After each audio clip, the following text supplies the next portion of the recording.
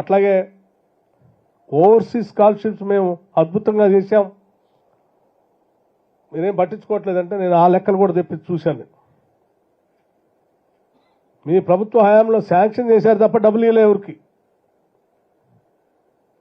నేను ప్రత్యేకంగా తెప్పించుకొని పాపం బిడ్డలు ఇక్కడ నుంచి తెలంగాణ నుంచి పోయి ఎక్కడో విదేశాల్లో యూనివర్సిటీలో చదువుకుంటూ ఉంటే ఆ టైంకి వాళ్ళు డబ్బులు కట్టకపోతే ఆ యూనివర్సిటీలో నుంచి బయటకు పంపిస్తారని ఆందోళన. తెలిసిన వ్యక్తికి వెంటనే వాటిని పిలిపించి అవి క్లియర్ చేయించాను. ప్రయారిటీ చేసుకుంటూ మేము ఆర్థిక పరిస్థితిని చేసుకుంటూ మీరు చూడండి. ఒక ఆయన అంటాడు మేము 7,000 కోట్లు ఇచ్చాం, బ్యాలెన్స్ ఉంచాం, అవి కాకుండా ఇంకొక 17,000 కోట్లు అప్పు తెచ్చారు మీరు.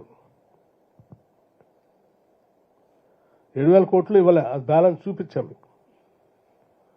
ఈ కాకుండా మీరు చేసిన అప్పులకు సంబంధించిన వడ్డీ కట్టడానికి మేము ఈ 3 నెలల్లో 26,374 కోట్లు కట్టాను. నేను ఇది కూడా లెక్క చూపిస్తా ఉన్నాను. 26,374 crores వడ్డీ అసలు కలిపి. మళ్ళీ అంటారు మీరు ఏం చేసే డబ్బులు, ఏం చేస్తాం ఇది. అట్లాగే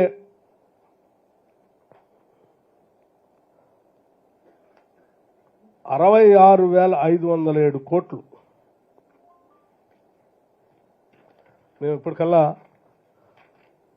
అంటే నేను మిగతాయి కాకుండా salaries, interest payments, Rythu Bharosa ఇయ్యలేదని మాట్లాడుతూ ఉన్నారు. రైతు భరోసా సంబంధించి 5,575 కోట్లు ఇప్పటికే రిలీజ్ చేశాము. దాదాపు 65 లక్షల మంది రైతులకి పూర్తిగా ఇచ్చాం. ఇంకో 5 లక్షల మందికి ఇస్తా ఉన్నాం. మీరు పెట్టుకున్న గడువు కంటే అతి తక్కువ గడువులోనే మేము మొత్తం రైతులందరికీ రైతు భరోసా, రైతు బంధు పేరు మీద ఇస్తా ఉన్నాం. మీరు 4 నెలలు, 5 నెలలు, 6 నెలలు పెండింగ్ పెట్టారు ఒక్కొక్క సీజన్కి. మేము వచ్చిందే 4 మాసాలు కాలేదు. 4 మాసాల్లోనే ఇప్పటికీ 93% అయిపోయచ్చు.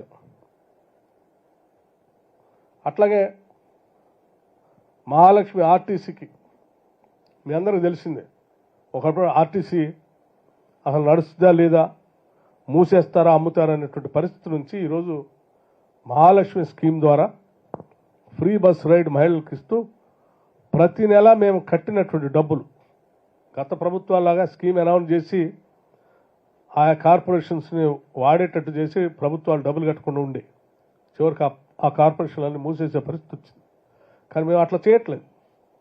ప్రతి నెల ప్రతి టికెట్కి, మహిళ వాడిన ప్రతి టికెట్ని లెక్కగట్టి ప్రతి నెల డబ్బులు రిలీజ్ చేసుకుంటూ పోతా ఉన్నాం. అందులో భాగంగానే 1,125 కోట్లు ఇప్పటికీ రిలీజ్ చేసాం ఆర్టీసీ.